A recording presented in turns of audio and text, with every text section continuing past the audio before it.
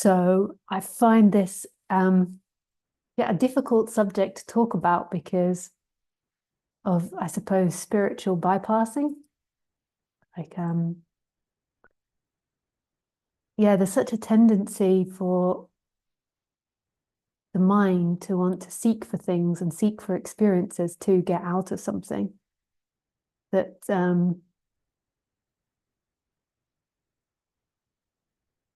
that trying to address this subject can often give the mind excuses to avoid what's being experienced.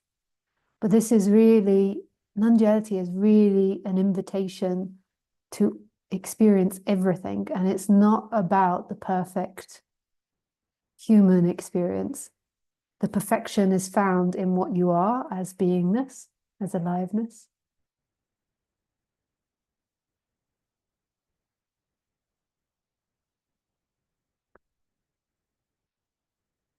So I feel like the first thing is to point out what I mean by non-duality, and what non-duality is to me.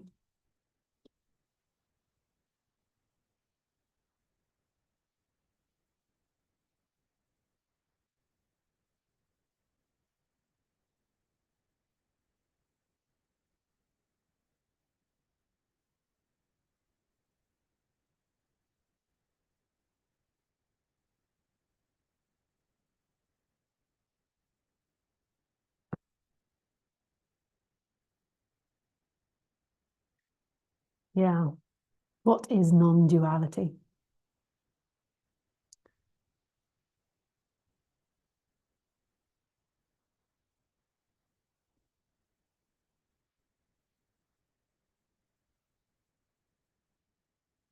Yes, I just have to be honest because that's just the way of this vehicle thing, is that I do have other people in the room today, and I'm just adjusting to being with other people and doing the live stream. Like, it's weird speaking to the camera when there's actually other people that I can look at. So there's a adjustment moment of doing that. Yeah.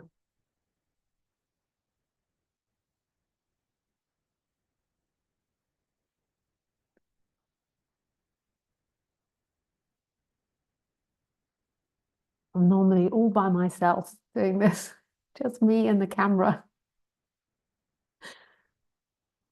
Yeah. So non-duality to me is the most beautiful subject there is. It's it seems to be so uninteresting to so many people. And then every so often there is one that gets touched by that. And it's so unknown as to why that person gets touched by that. It's such a intimate subject as to why it really touches on something very deep and profound, and to others it seems like nothing. So non-duality is speaking about the pure beingness of what we are, this alive presence. Some people have called it consciousness, God, beingness, no thing, everything. And then there's all the debates in the different spiritual communities of what's the correct words, what's the supreme or the absolute consciousness or the personal consciousness. All these different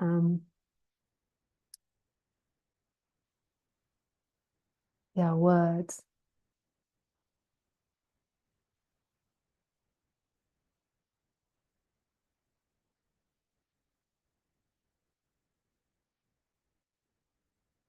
And it's what's always here, no matter what happens.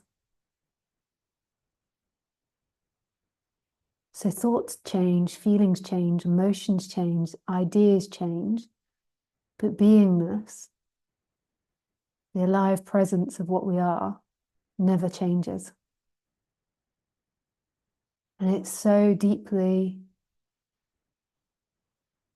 peaceful and relaxing.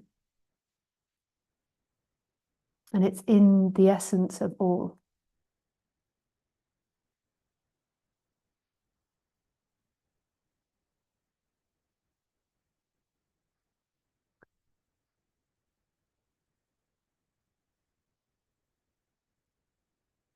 It is the essence of all.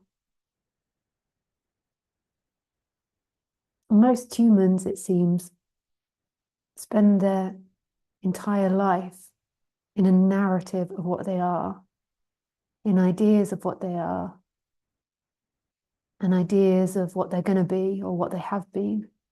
So they spend their life in thought land and imagination land. And that thought and imagination takes on an energetic expression in the experience.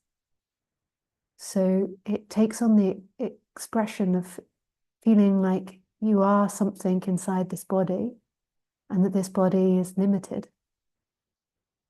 Whereas when you're a child, or when there's an awakening, there is this connection to something that is so expansive, it's all things and no things. And it's not limited to a body. It's this infinite nature of what we are. And even though that's there when there's a loss of thought and when there's the energetic contraction of being you, it doesn't feel like it's there because there's so much focus on this imagination and illusory person that's trying to be something or trying to avoid something. And what non-duality is pointing back to something that you are prior to this imagination and story of yourself.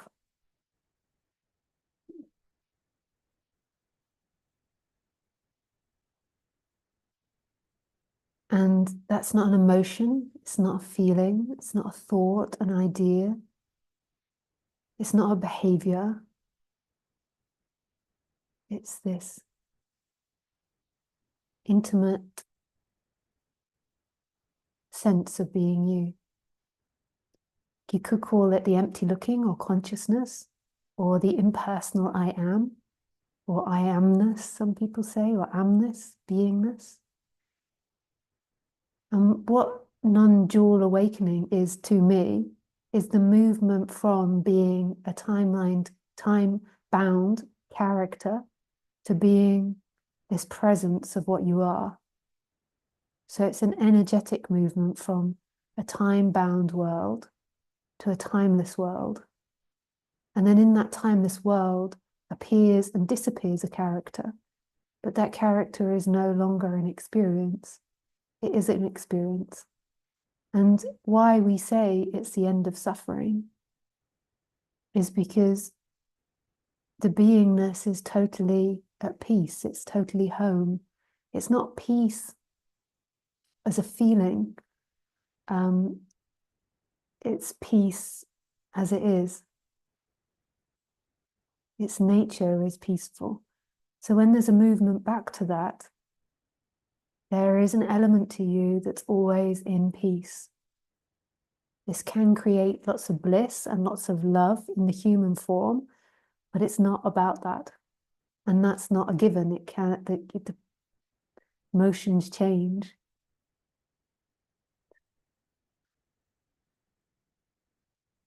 So that's what non-duality is here, seen as here. And the title today is why focusing, I think, focusing on emotional releasing is stopping awakening. It's because there's so much rejection of non-duality happening now because it's considered spiritual bypassing. But equally, there can be the opposite way, where people spend so much time emotional releasing and the emotional side of things that they're too focused on the emotional state and the belief that once you get to an emotional state, once you release enough, you will then become free. And then this becomes a game of always releasing stuff in the emotional body. I'm totally pro releasing emotional stuff and letting go and understanding why the character does some things and understanding the connection between behaviors and past events. And I think that awakened or not awakened, the body can get trauma and trauma can get stuck in the body.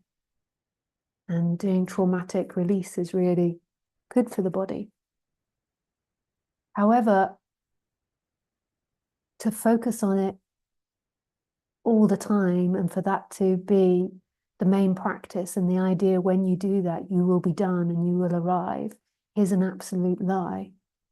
It's part of the mind trying to make itself more important than what it is, trying to make itself the center figure again.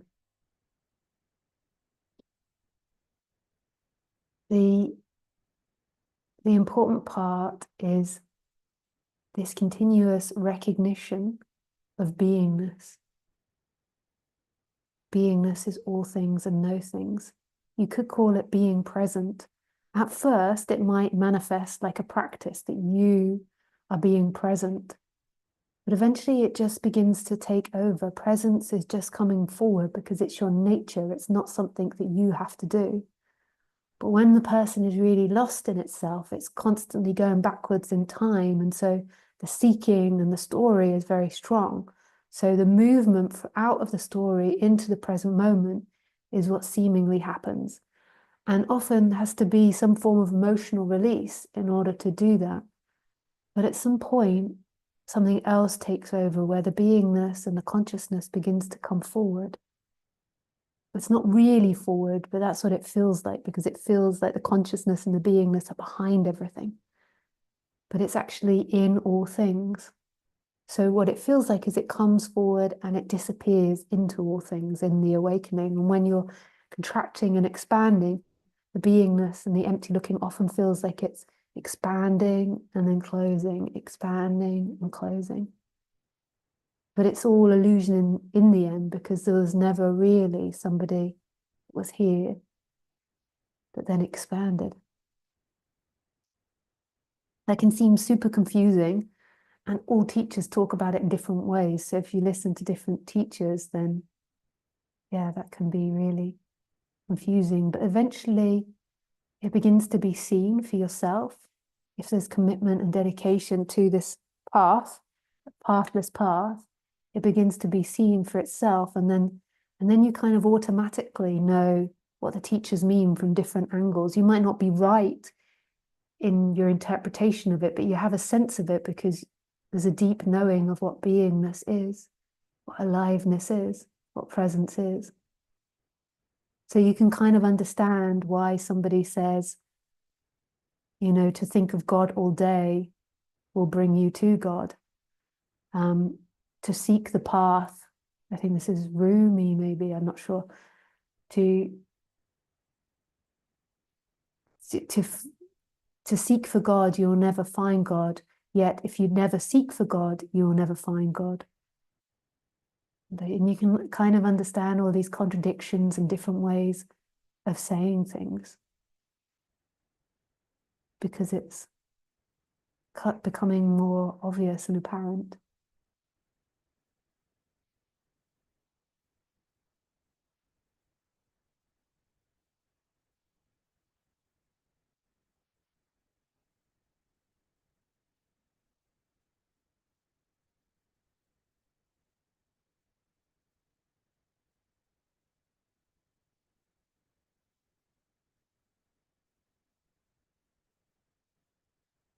So I'm not saying don't do emotional releasing. I'm saying do emotional releasing.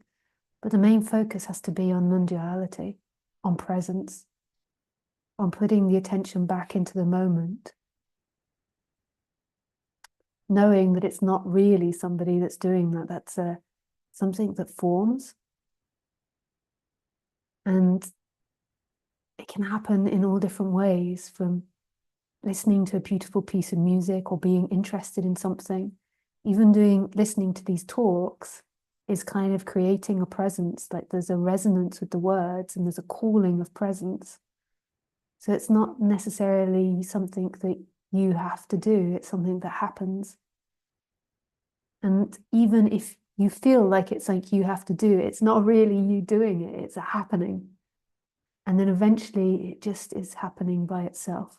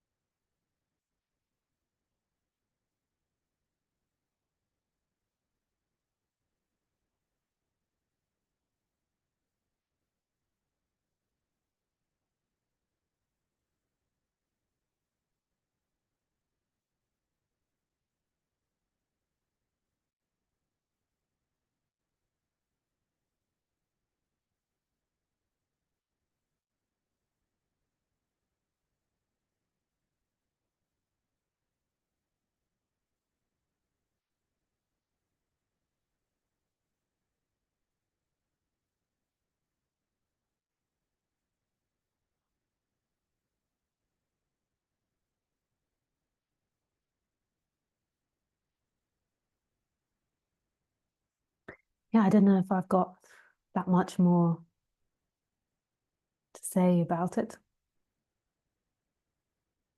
I was very quick. That came out very quickly. But yeah, maybe some of you have questions about it. You can ask questions in Zoom or you can ask questions in Telegram. Yeah, to ask question in Zoom, put your hand up and just know that it's only your audio that will be put on YouTube, not your name or your face.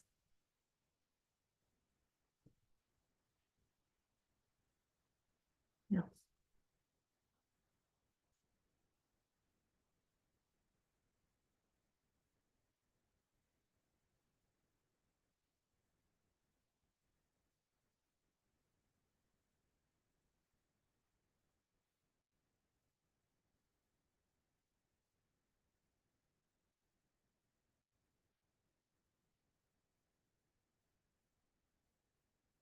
But you can write questions in Telegram.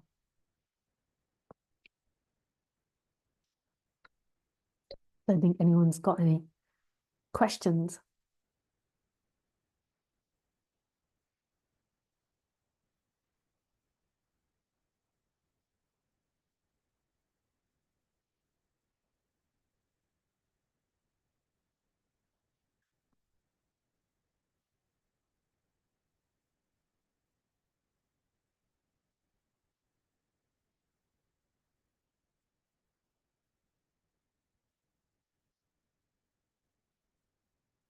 Maybe some more words will come. Now, there's one question. Hi, Lisa. I understand what you're saying about getting lost in emotional release and forgetting the absolute. Still, I'm having a hard time letting go of my inner child. To say that all the time I've been working with her was all an illusion just fills me with fear, as I would really let her down, and that by doing so there will be harm done. I must let her go, must I not? Hey, Sarah. Oh, sorry, I said your name. Yeah, if you don't want me to say your name, you must change it because I'm not so good at not saying the name. Sorry. Yeah, I really understand. In the end, everything has to be let go of. Everything. This body, life, your friends, your family. It all has to be let go of. Your inner child, your past. But not in the sense of abandoning your inner child. That would be the same as your parents abandoning the inner child. It's the movement of attention from imagination, from your past, from the person to this moment.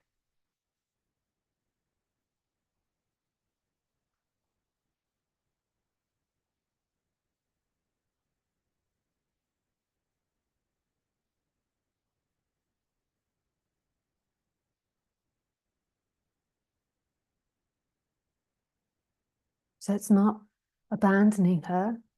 And if she needs to come back up again, she will come back up in the in the character realm. But it's a movement back to this moment. Like you have to let go of your character, but it's not really you doing it. It's an absorption back into this moment. And in this moment, you don't exist. In this moment, there is presence. This radical, beautiful presence. And in that presence comes and goes a character when needed. And in that presence will come and go the inner child when she needs to be looked after.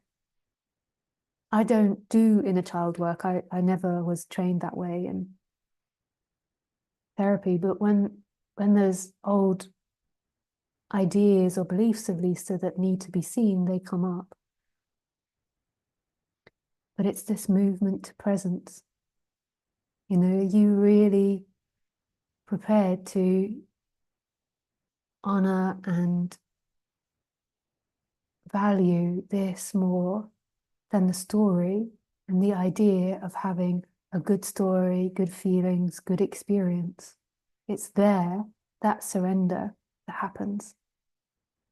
And then that's also a total embracing of everything. It's not a pushing away, because the pushing away happens in the character world. This is a falling back into an immenseness of what you are. But I really understand how this can be misunderstood, and then the character tries to push itself away. The character tries to get out of itself. It's not that world. It's this immenseness of where the character comes from.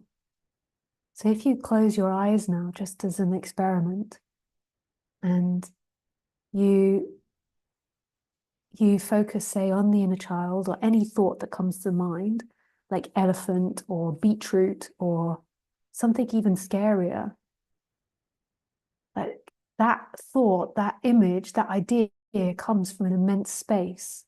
And it's a movement to that immense space. It's not the end of thoughts and images and ideas appearing.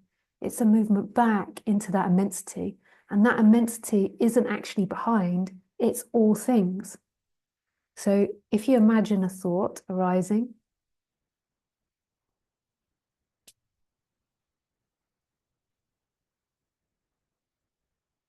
like an elephant, it's coming not from time, not from your imagination, not from you as a character, not from your brain.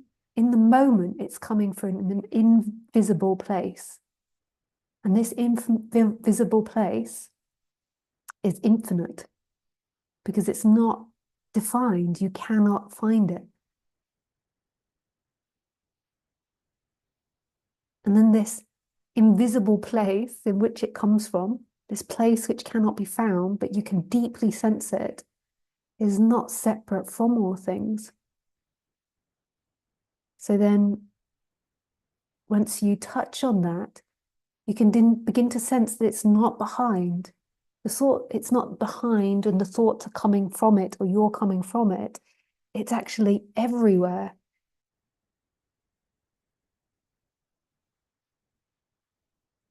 If you open your eyes, it's the window, it's the table, it's the blanket, it's the sofa, it's the plant.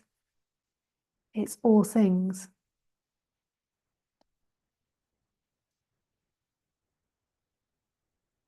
It's immenseness. So it's really trusting in life that, the work will happen. Character will carry on functioning. And just this total surrender to that. Nisargadatta Maharaj, he would say that it's the end of desire.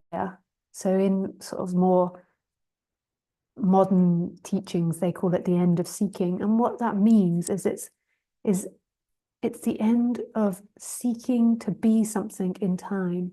It's the end of trying to find comfort in emotion, in feeling, in anything in time. It's total surrender to this moment, that this moment is God, this moment is everything, and this moment is the trust in which you've been looking for.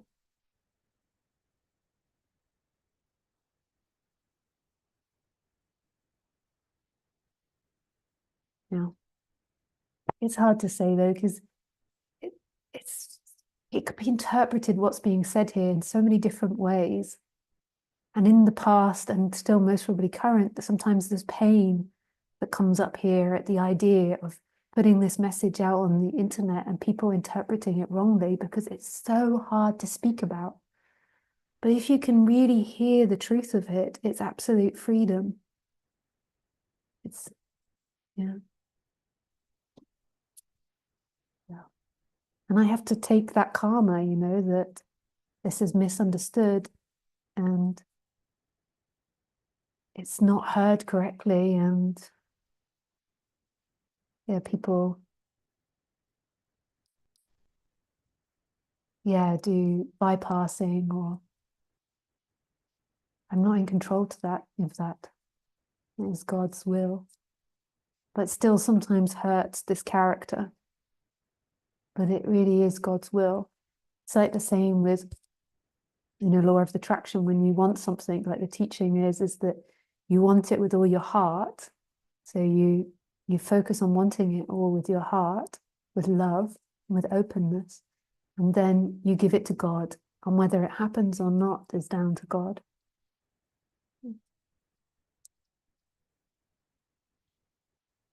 Yeah, thank you so much for the question. It was a really beautiful question.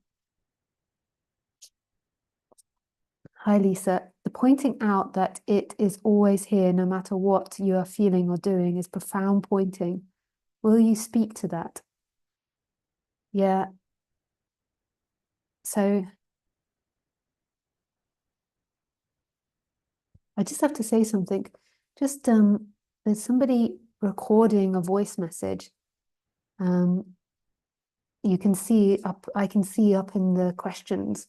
And if somebody's making a mistake, like by recording themselves accidentally, I can see what name it is, but I don't want to say it aloud to embarrass anyone, but just to check that you're not recording yourself, because, yeah, don't want you to be like having a private conversation, recording it, and then sending it out to all the questions group. This once happened to me with a live stream. It was so awful. We didn't realize it was like 2011 and we didn't realize we were live streaming. We'd just be checking out. And then the camera, yeah, my friend who I was with, he had his pajamas on, and his pajamas were see-through. And then he was standing at the light, and then the camera was shining at him, so you could kind of see all the way through his trousers. And then he was like talking about inappropriate things. And then I think one of us farted or something, or the dog farted. It was like really like, and this went on for an hour, and like 50 people have been watching us or something. Oh, oh. But yeah, I see they stopped recording themselves. Okay, so the pointing out that it, yeah, is really profound. Like that, I mean, that's the key to it, but it's also misunderstood greatly as well. That it's not about emotional feeling. It's not about having energy. It's not about feeling vibrant on the human level, because one day these bodies are going to go into decay and die. And when you are going through that process, there's going to be all types of discomfort in the body. It's really not that. If it was that, then it would mean freedom is dependent on something. So what is it that's prior to all feeling, all ideas? But it's not even prior, it's here. What is it here right now that is free from all feelings, all thoughts, all ideas?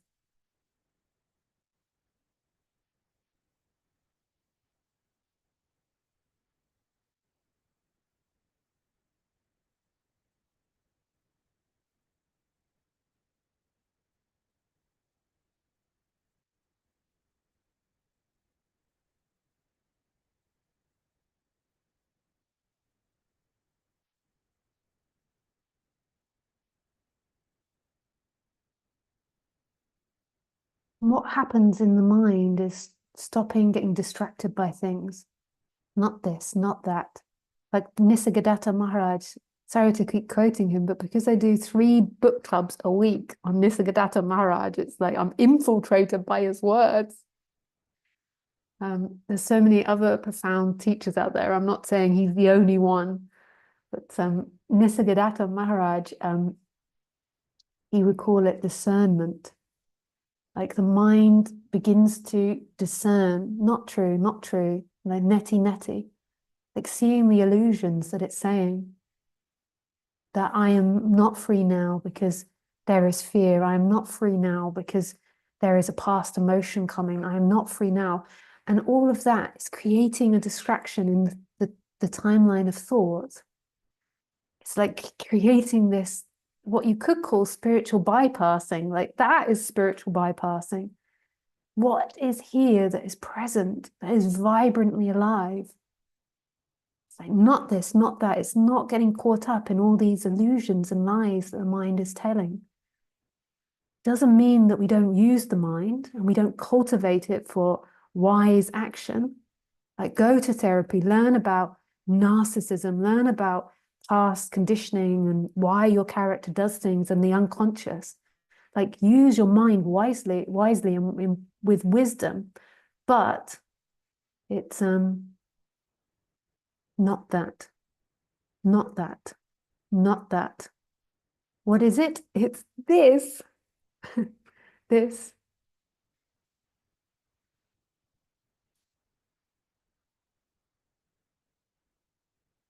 Yeah, it's so super beautiful having people in the room.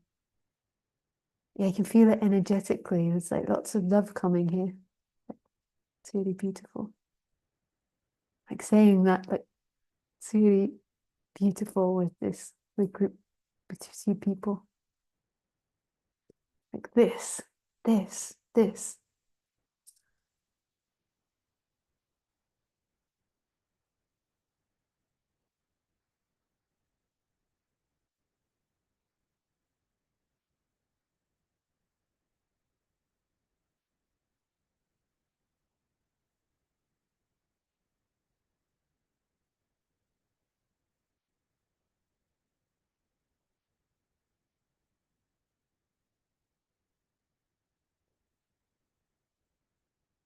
Okay, so somebody's got their hand raised. I just put on my speaker.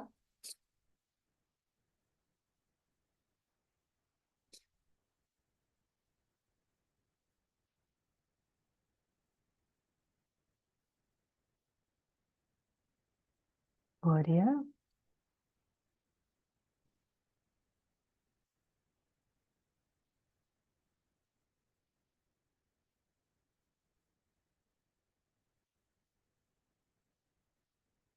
Oh no, that's the wrong one.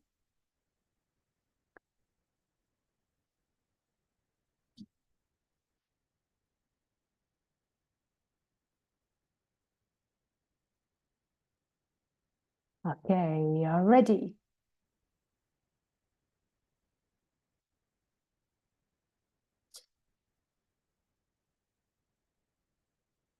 Okay, so you can unmute yourself.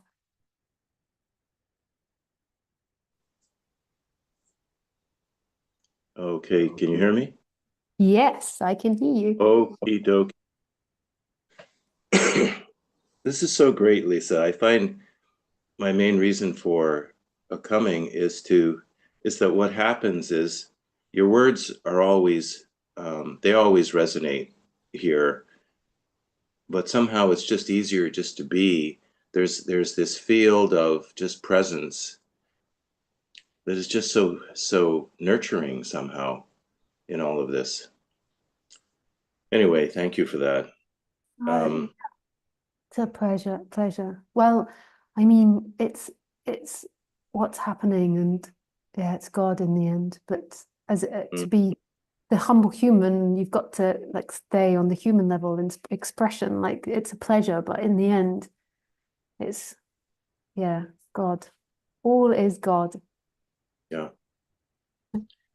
I wanted to get your take on this. I've been a life coach for many years, and what came to me a long time ago that I use sometimes with clients, um, it's a metaphor to help people see what's really going on, so that the human part can move with it in whatever way. And that is this: that beingness, this is the metaphor, is like this beautiful light, and that's what we are eternally, this beautiful light. And that through conditioning, pre-birth, and of course birth and onward up to about the age of 7, things happen to the character that don't feel good. And what happens then is every time there's that experience, it's like a dark cloth is placed over the light, and so it diminishes the experience or the knowing of the light a little bit. And by the time we're, say, about 7 years old, there are innumerable dark cloths covering up the light. The light hasn't gone anywhere, but the character doesn't know the light, and in fact thinks of itself as all of these dark cloths. I'm not good enough, I'm not important, there's something wrong with me, I'm not safe, and on and on. And that as a person engages in some kind of therapy, let's say, that what happens is these dark cloths are being removed by whatever amount at any particular time in whatever way. And of course, as that happens, there's more awareness coming through of the light that we always are.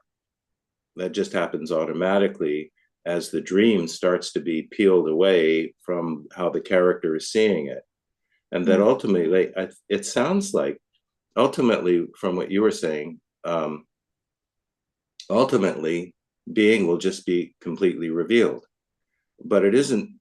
I mean, the idea is that you don't have to go to see a therapist or a life coach for these, in the metaphor, these dark cloths to be removed. They get removed by whatever means they get removed. But the experience is the same, as there is that. I like the words, I think it's Nisargadatta's words, it's sincerity and earnestness that arises from within that moves someone in this direction to begin with. We don't know how that happens. But as these dark cloths are disappeared by whatever means, then the awareness of beingness is more and more until it's all there is. Yeah. Does that sound right to you? Yeah, I would say it in a slightly different way, but yeah, that's really beautiful. In the end, I think that we have to come to our own way of saying it and seeing it, and it's going to vary slightly from person to person, their background, their experience. So my way of saying that would be slightly different, but it doesn't invalidate your way of saying it. You know, like I say this a lot in the book clubs, like you've really got to come to your own conclusion of Nisargadatta Maharaj. Like it's not like I interpret for people, like I interpret my opinion of it, and then it's like finding your own. It's not like I am right. And words and language is an evolution. It's not like a fixed thing. So our ideas, our words, our descriptions of things are always going to evolve and become more and more expanded and changed. It's part of the problem, I think, of uh, like of the idea of teaching and something that I like about what the internet does is that you see these teachers and you see people not just in non-duality, but you see them evolve over the years. And I think that's really beautiful because we tend to have an idea that you've got to have a fixed view of something. And that fixed view says something about you. It says that you're enlightened, awakened, knowledgeable, clever. And I feel like views can endlessly change. Ideas, expressions, opinions, our way of seeing these things can change. What doesn't change with the awakening is the deep knowing of what you are and that expansive nature of it. That it's not locked behind somewhere. It's not locked in like I am something and I'm moving in time. Yeah. Mm. But I can give you my interpretation of what I would say with you, what you said. But Yes. please know that that doesn't mean that your way of saying of it is not right or lesser than. It's just a different way of saying it.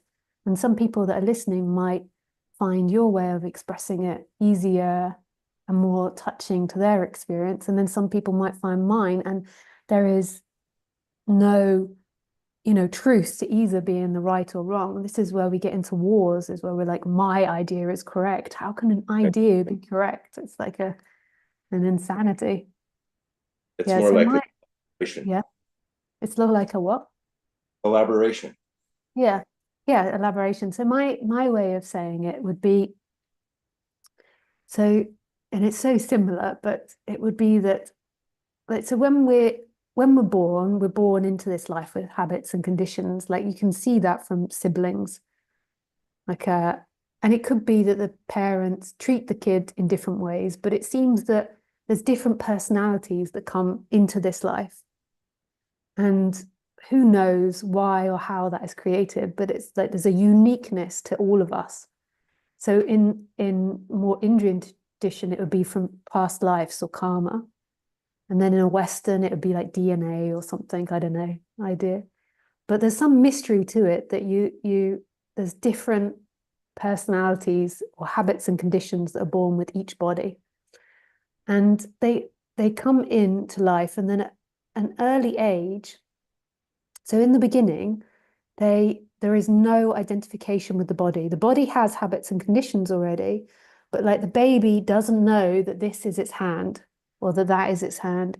It's just totally expansive. So it looks up and it doesn't know there's mother. And you could say that the baby is totally at home, but it doesn't know it's at home. It just is at home like an animal because it hasn't got the complex thinking that's evolved yet. So it just is at home. And then it keeps getting told that it is something. And maybe this is like an evolutionary process that always will happen. It's not about what the parents do or don't do, but it keeps getting told, you're Lisa, you're John, you're da da. The baby is, you are there, you are there, you are there. And what seems to form is this energetic expression in the body that there is actually something in here, rather than we are all totally empty. And that emptiness is the expansion, is the arising and disappearing of things freely. You know, so it's not that the baby doesn't experience pain, the baby cries, the baby could be very difficult in comparison to another baby. And it's not that one's got more ego. It's just habits and conditions of the body. But the baby, when it's crying, isn't crying because its essence is perfectly still. So its essence hasn't moved. So the baby is in pain, the baby is crying, but it is pure beingness, pure aliveness. And then at a certain age, that baby begins to contract, maybe like 2, 3, 4. It begins to contract, but not fully. It just begins to slightly have a center. And as it has a center, the problem begins. Even if the child has been abused, even if the baby is being mistreated, sorry, my language is going. So the child's been mistreated. That's not it identifying. So the child can be mistreated and be in pain and be screaming a lot and have all types of physiological problems. But internally, there's nobody that's experiencing this. So that's totally free. Then when it begins to feel like something, there begins this energetic feeling that there is something inside of this body rather than all experiencing coming and going in emptiness. It begins to feel like something is there. And then this feeling begins to become more and more expanded in time. Energetically, it begins to feel like you are the baby that's mistreated. You are the child that didn't get loved. You are the child that is bad or good. You are the child. So all these things happen to the child and it gets put onto the child. And then energetically, it begins to have these feelings. So if the parent's always saying it's bad, it begins to feel like it really is a bad child in time. Whereas if it hadn't identified, the body would be being conditioned that it's bad. So there would be these responses happening, these physiological responses happening to that, but there would be no ownership to it. So it would be disappearing and appearing in emptiness, in spaciousness, which is totally different to a child which is experiencing that through a timeline. It's all about this contraction and this experience into timeline, and suddenly somebody having an experience, and then somebody feeling not quite right, and then looking more and more into the timeline to feel better about itself. So that's the way I would phrase it, but I kind of really like the way you phrase it too, and don't think the way you phrase it is wrong, because it is right. It's like you get more and more sheets put on yourself with these ideas, but it's, to me, in my seeing of it, it's not exactly the sheets of the problem, it's the owning of those sheets that are the problem. Because we all get conditioned. Like I've conditioned Khaleesi, my dog, in unfortunate ways. Not that we can compare a dog to a human, but accidentally through time, I made mistakes with her, and there's certain bodily responses that happen to her. But I feel, even though I don't know her experience, but when I look at her, like she's not taking that conditioning personally. So it's coming and going instantaneously. So she's not holding a Khaleesi that's had this conditioning or that conditioning. Like she's a very fearful dog. And I didn't really realize that at the beginning. And I sometimes exacerbated that fear by some of the things that I did. Like I'm a bit clumsy, and we've had quite a few accidents where I've fallen on her or fallen over her or dropped plates near her, so she's a bit flighty with me, and I can imagine that's painful. And if a kid had that and owned that as something, as them, it would be a whole story about them being fearful and they've got to be strong and brave. Whereas Khaleesi is just quite like, as soon as I get up and start walking near her, she's like, the thing is moving, the large thing is moving, danger, danger. Like it might flatten me again. Like, so so you understand what I'm trying to say, which is kind of the same as what you're saying, just slightly different angle and more focus maybe on nothing owning it, no ownership. Yeah, I like that part particularly, is these things happen, but the problem is in taking ownership of them and believing that's who I am. Yeah. Yeah. That's beautiful. Thank you. Appreciate Yeah. it. Yeah, pleasure. Hmm.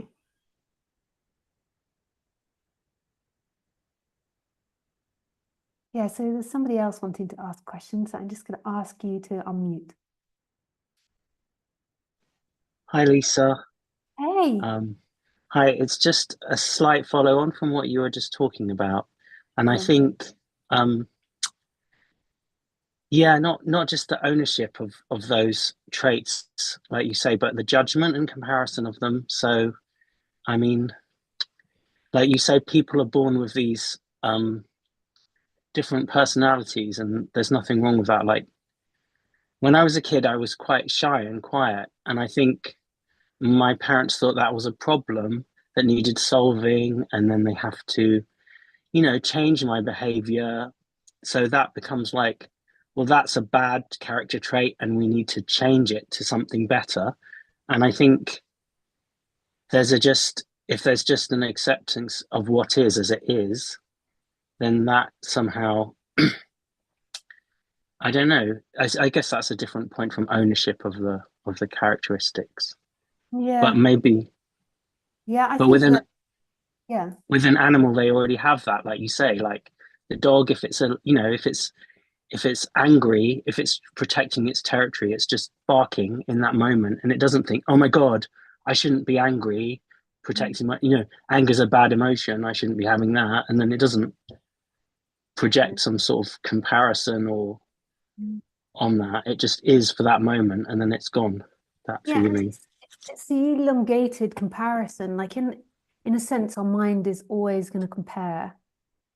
Like it's it compares things, but it's the taking it personally, like you say, like it's like moving into time with it rather than like that's you.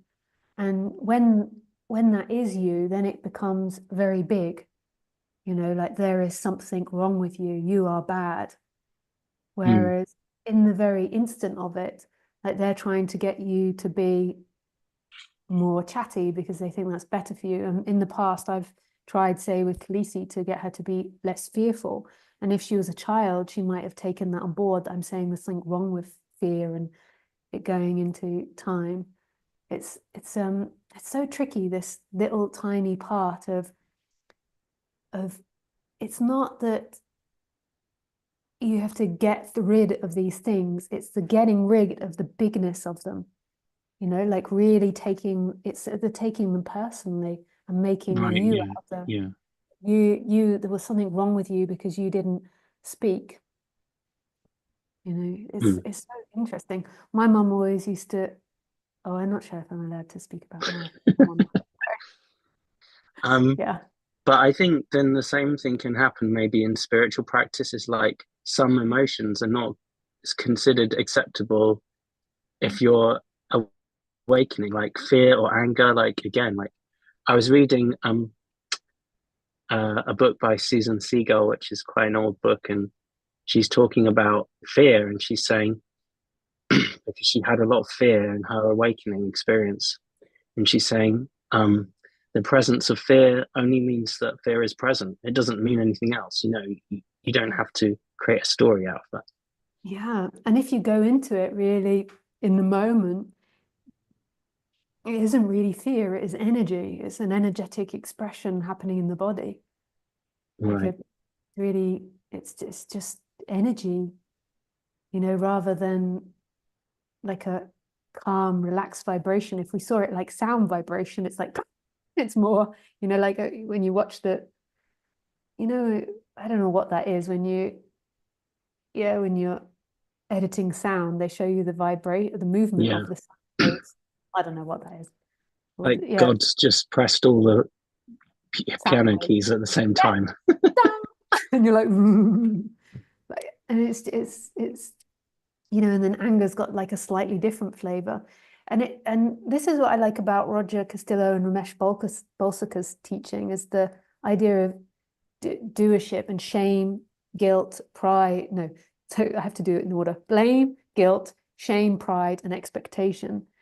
Because it's what that's pointing to is it's pointing to like these tentacles that go out after the initial feeling. So I don't feel like, I personally wouldn't teach that guilt is wrong or blame is wrong, but it's the tentacles that go out.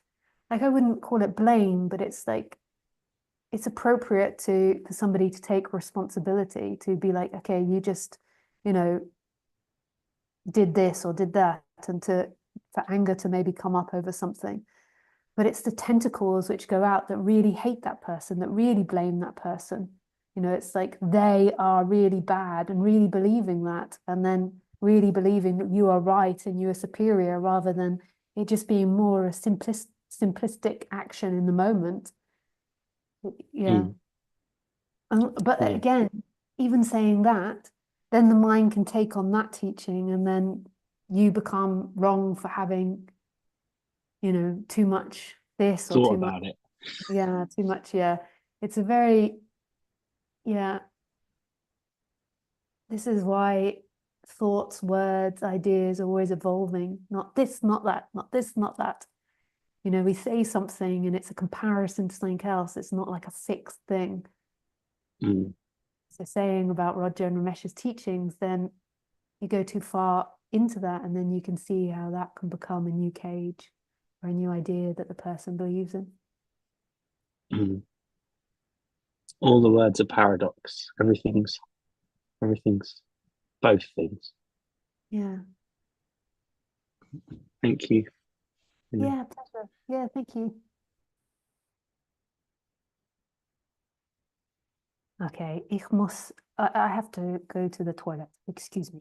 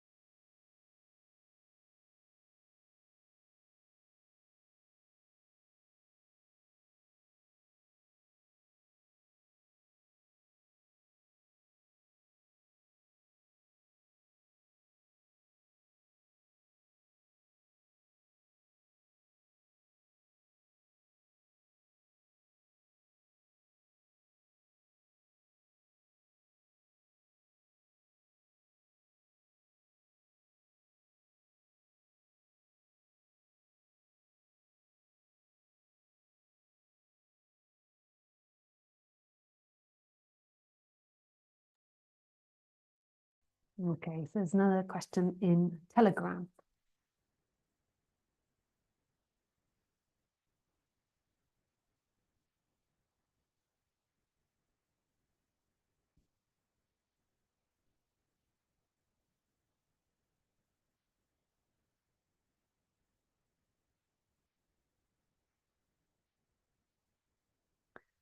Hi, Lisa. Do I understand it correctly that we as a person are never in this moment because we unconsciously are seeking for the freedom that is here right now? And the seeking is because we feel uncomfortable and resistance of what we feel right now. Yeah, kind of. But again, it's like I was saying to the other person on Zoom, like I wouldn't express it like that, but you've got to find your own words and your own way of saying things and your own feeling for it. So my way of saying it would be more along the lines of, so there is this identification with, there is this beginning of a feeling that you are something in there. And as soon as that feeling comes, I mean, you could even say that that feeling is seeking already. There is a discomfort, and then there is are going into time to find relief, into imagination. So time is imagination. And it's kind of, the seeking starts because we feel uncomfortable. It's kind of an unknown reason why that forms. Mostly because we speak and we have words. But for some reason, the human has this identity that forms at an early age. Yeah, some people I heard recently where it was like aliens gave it to us to help evolve us as a species, like to find love and to know the importance of value of love. Like there's so many different theories as to why that identification has arisen. Some people say it's for evolution, it speeded up evolution. Some people say that it's because it's consciousness' way of finding itself again. But that separation happens, and then there is this seeking in time, there is this discomfort and seeking in time to find relief. But it doesn't know that, it's not conscious of it, it just keeps doing it. And then the story of you gets bigger and bigger and bigger and bigger and bigger and bigger and bigger. And what is totally ignored. And it sort of like really cements itself in at teenage years, it seems. This is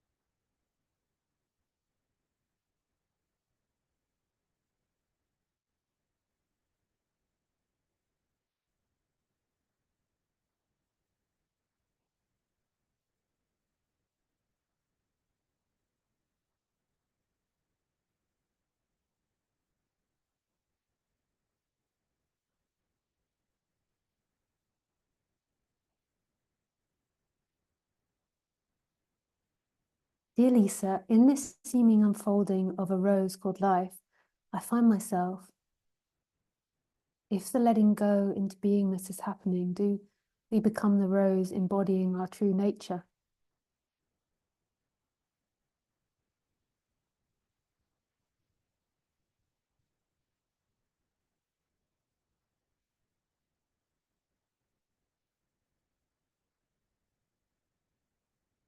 I don't know.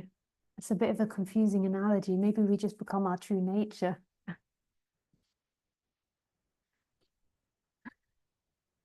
I feel like it's really beautiful poetry, but I don't know. It requires too much thinking. It was a quick giving up.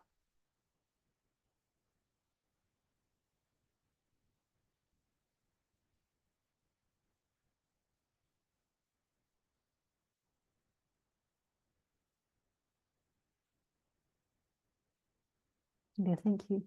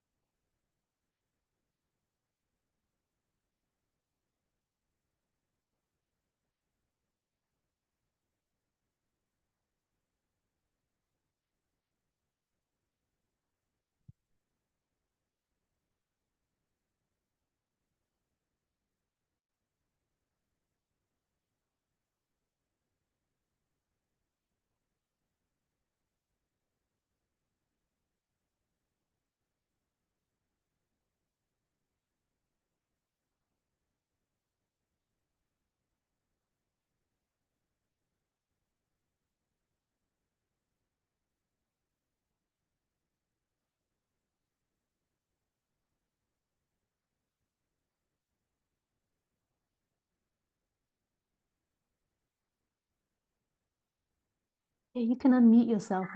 Yeah. Hello. Hello, Lisa. Hello. Uh, yeah, thank you for this talk.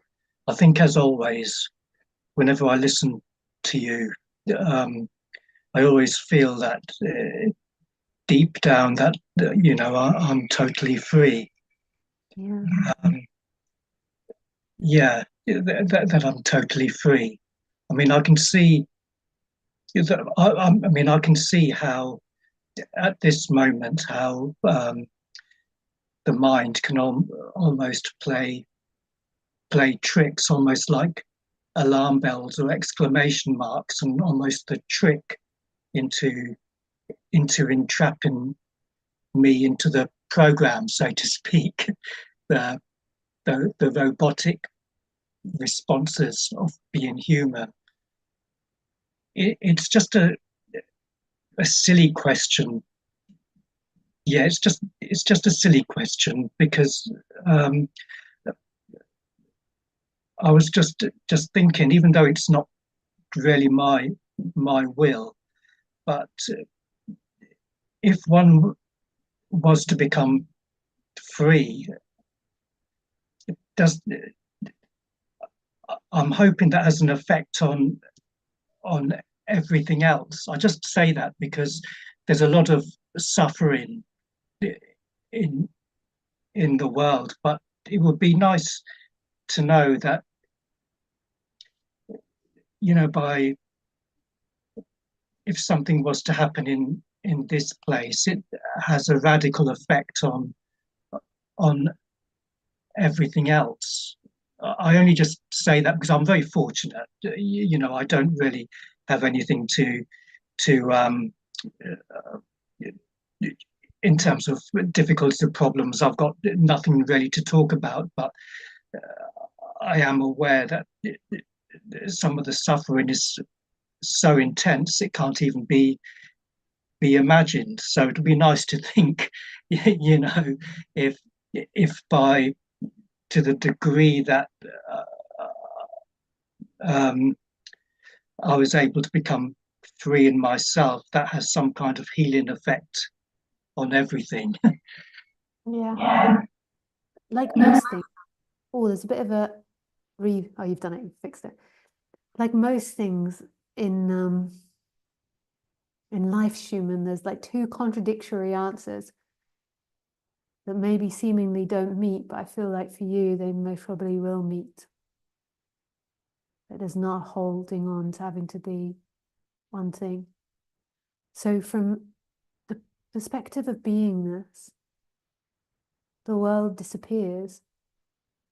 Like, so when there's a going back into what you are, the world disappears and there aren't other suffering.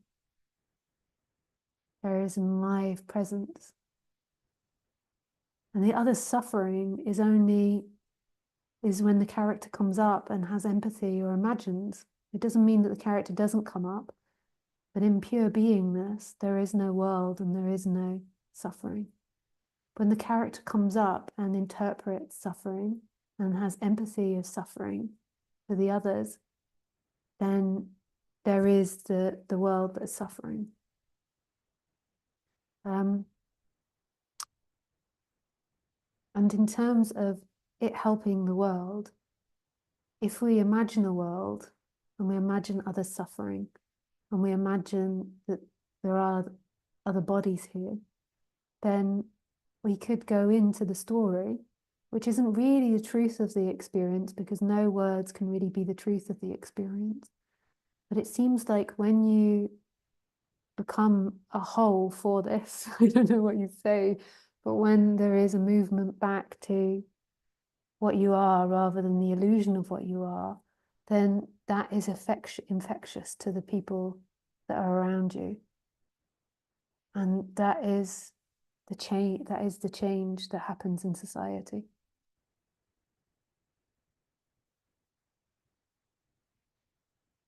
I'll ask to unmute you, please.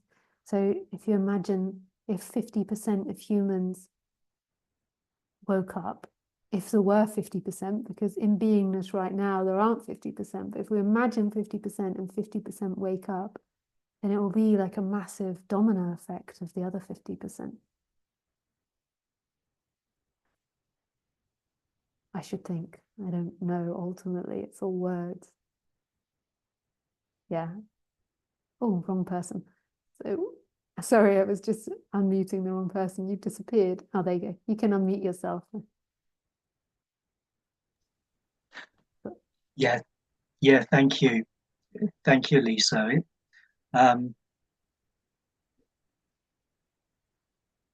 It was it was perfect what you said, because words, they don't really, they're inadequate. Yeah. And I hope this makes sense. Um, in the sense that I was able to receive what you say. It makes sense. I hope I don't sound contradictory, because there's some bits to my mind. It didn't make sense, but I feel like I understood somewhere. It Yeah. went in. I understood what you were saying. Yeah. Yeah. Yeah. Thank you. Yeah, pleasure. Thank you. Nice to speak with you. Thank you.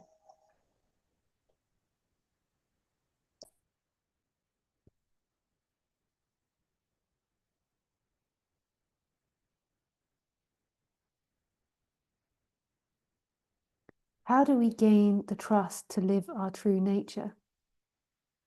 Yeah, it's not something that you as a character gain, because there isn't actually a solid you there that can gain something. But what can begin to arise as you investigate this subject more and more is the trust of who you are begins to flicker through more. So what you are as beingness is absolute contentment in itself. So it is trust in a way. It's the absence of not trusting, to put it more maybe precisely. And so as the awakening happens, which everybody listening to this video, it's a happening. You might have some type of story how it's not happening for you, it's not close enough, quick enough, you're this or you're that. That's all stories. It's happening because what is appearing is this subject. And so as that journey progresses, there's going to be moments of this truth coming through more and more. And this truth, the true nature, is the absence of not trusting yourself. The character, though, is always looking for trust in itself and in other people. And there is wisdom in that. Like, it's wisdom to have a good understanding of what is trustworthy and what isn't trustworthy in other humans or situations. But it's not becoming you. Often we become not trusting because of trauma. We become all these things and it becomes an identity. It becomes you. And then there's this underlying story of not trusting. I hope that makes sense.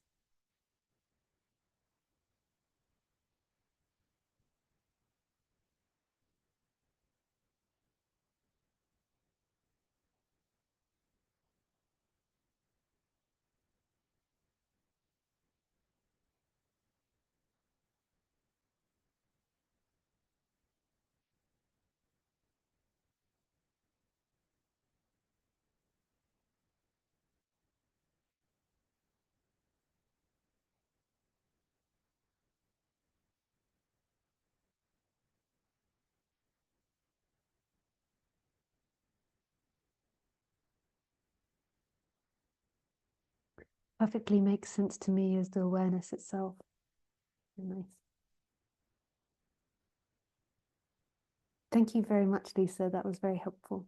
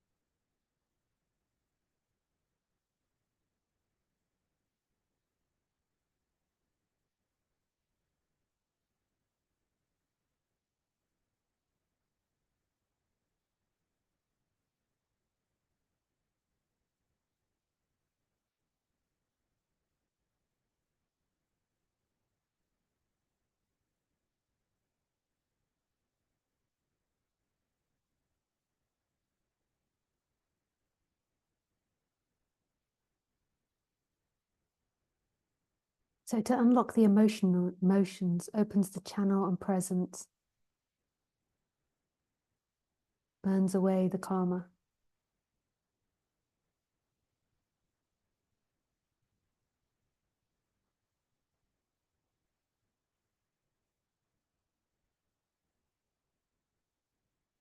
I don't know exactly what that means. To unlock the emotion opens the channel and presence burns away the karma.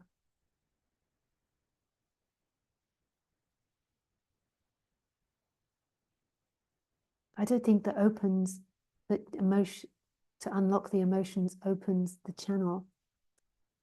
I think emotions are something that happens in the character world. And when there's lots of focus on the emotions, because they're very strong, then the focus is in the story and in you. So settling down the emotions and settling down the ideas seems to thin out you. And through you becoming thinner, the filter of you becoming filter, then there's a possibility for presence to show itself, more of a possibility for presence to show itself. And then when that awakening happens and there's a shift to presence and then the character appearing in and out of that, then yeah, the process continues of burning away the karma. Burning, burning, burning, burning, burning, burning, burning. But what does a body look like without any karma? That's an interesting question. It depends on the way in which you interpret the word karma. Like whether you see it as habits, conditions, or what you see karma as. But if you see it as habits and conditions, what does a body look like without habits and conditions? But some people might see karma as taking it personally or something.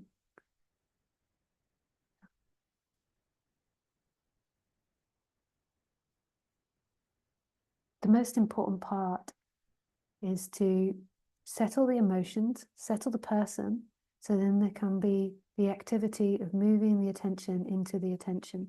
Nisargadatta would say moving it into the I am. And then this attention moving back to itself.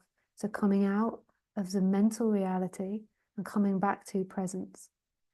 And whether you define that as you doing or you not doing is down to yourself, but inevitably it will be revealed as not doing.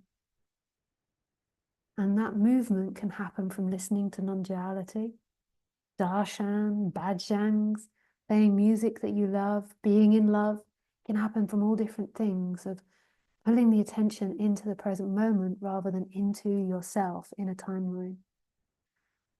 And then you can also question whose will is that? Whose will is that?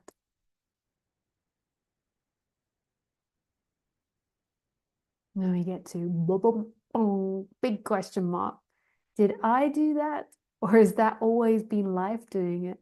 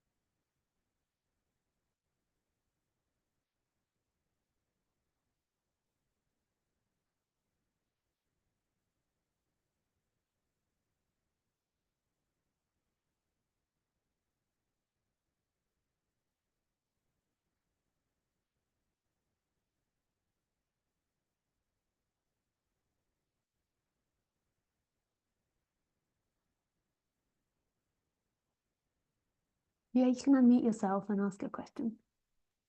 Hiya, Hello. I'm back again. But what You're you said just it just prompted a memory that recently I came across. I thought was really good, and I've been kind of using it for a while now, which is that let's call it guidance comes through or inspiration comes through. It could even be something trivial, like an idea pops in, and immediately the ego wants to take credit for it.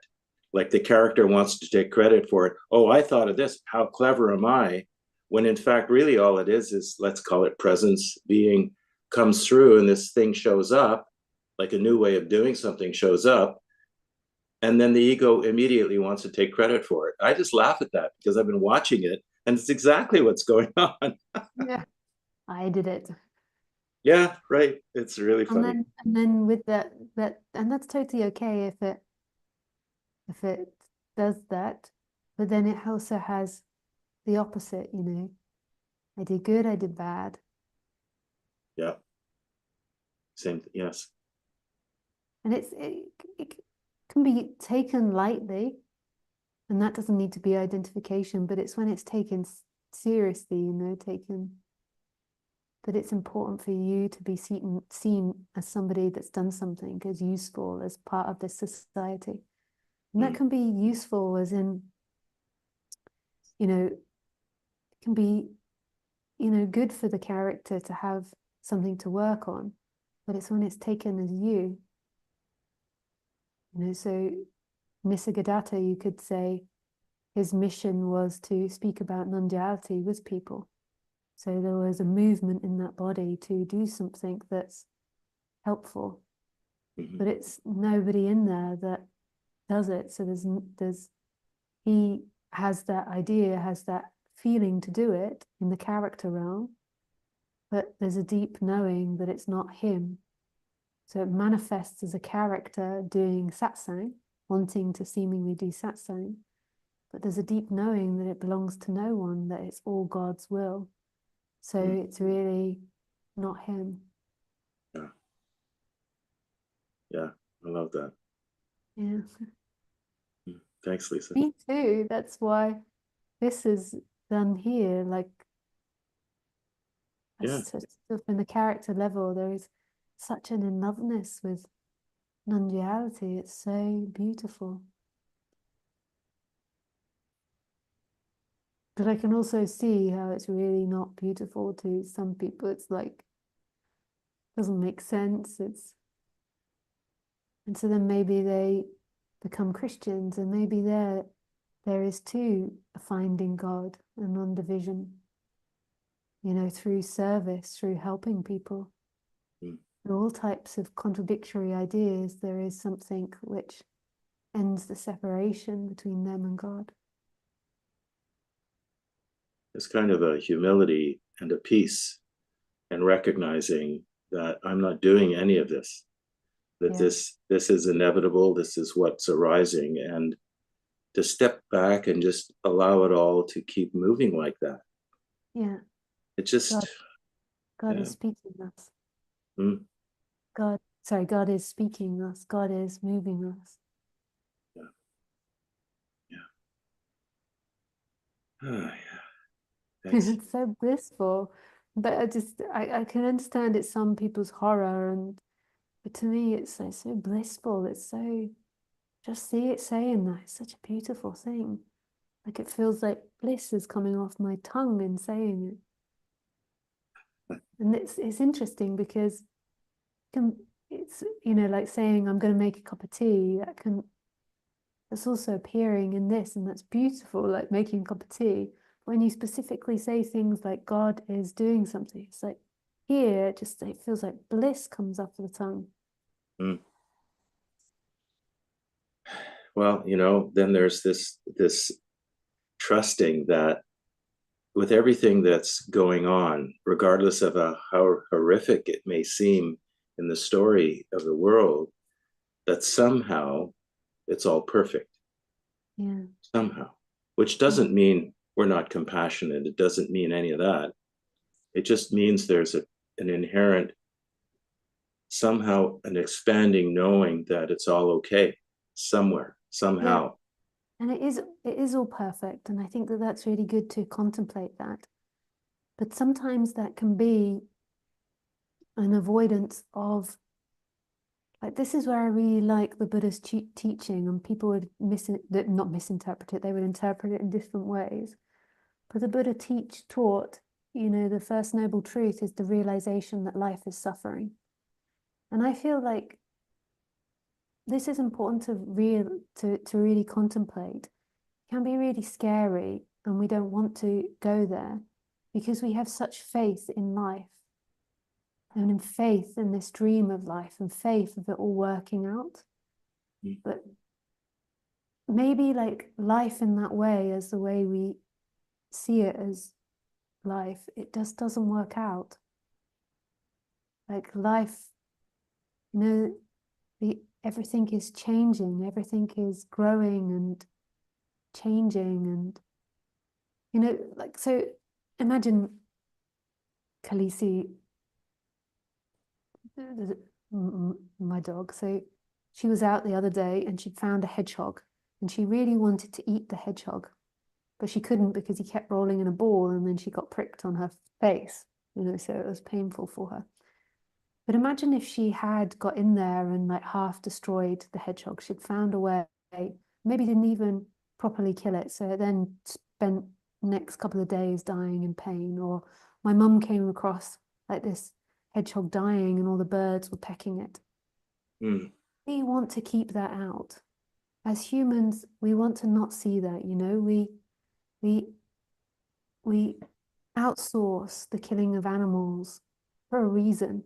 We outsource people dying for a reason. When I say outsource, we get other people to do it for a reason. Like, because we just don't want to see this part of life, because we don't really want to accept that it doesn't work. The idea of salvation in life, the idea of this perfect life, that people are going to go out of here dying like a really peaceful death and it's going to be really beautiful. It's not the truth. And I feel like bad for saying this to people in some way, because I know that I'll be misunderstood in what I'm saying, and it will be taken the wrong way, and it will maybe scare some people and upset some people. But it's kind of like the seeker giving up on hoping that life is going to work out. That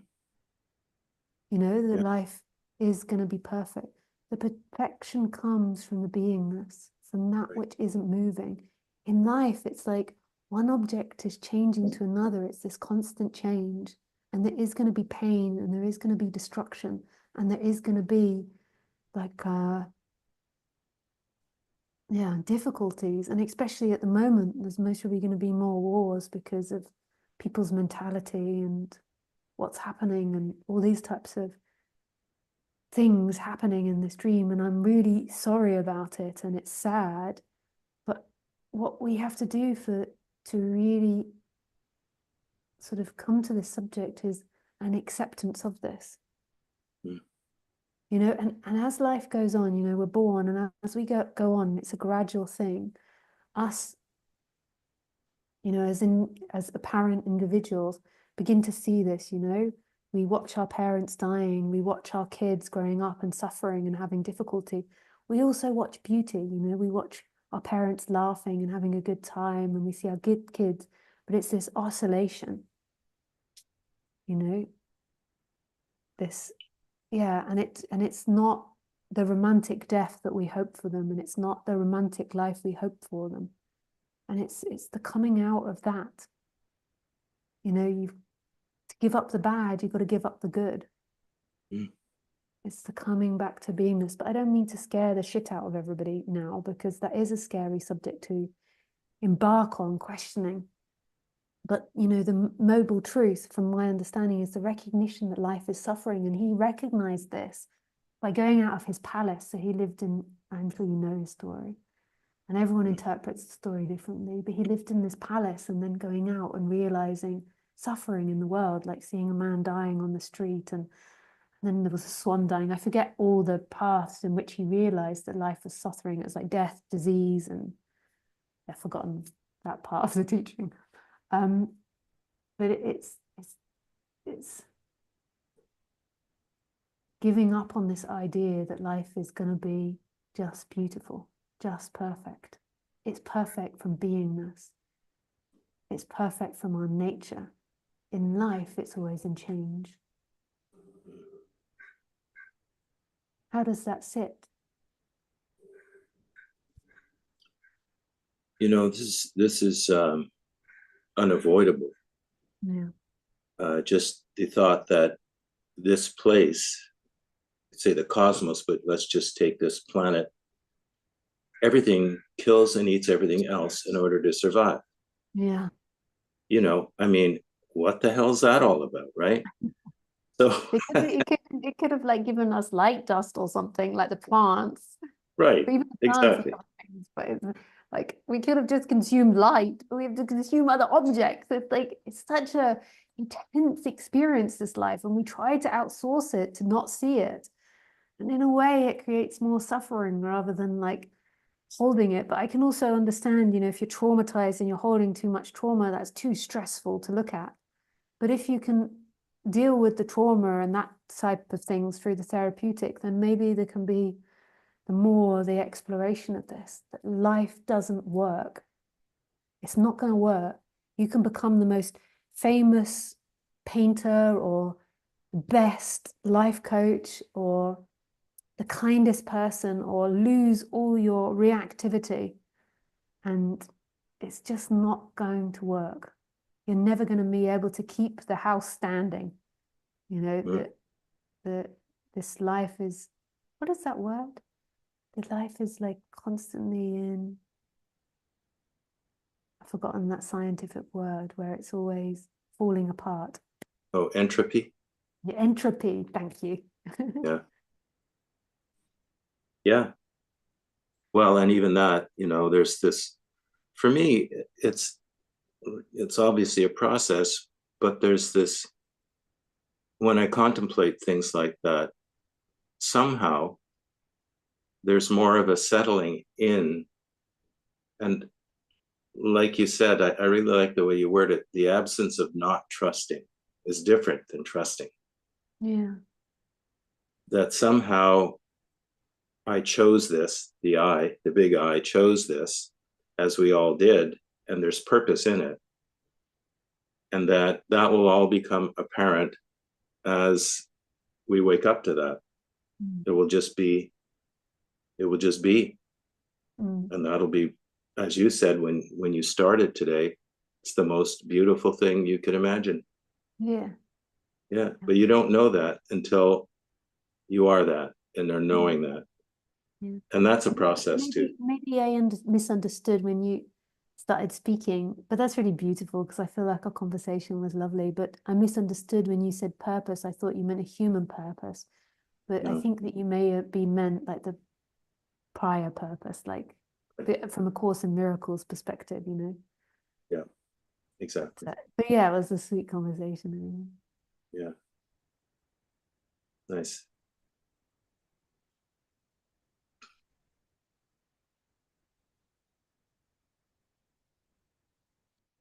Yeah, thank you.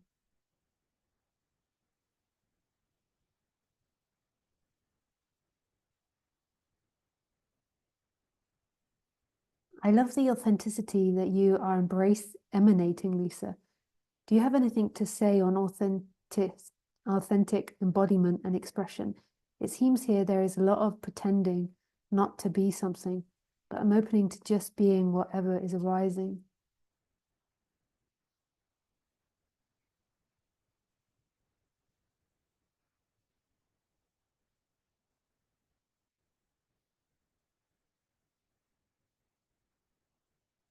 I think you're doing a really fantastic job at really embracing authenticity in the last interactions that we've had.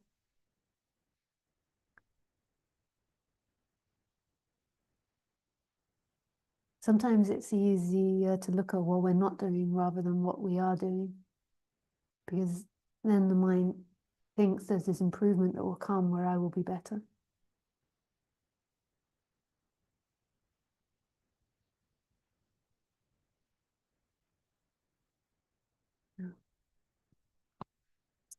Thank you. I think that is enough for today.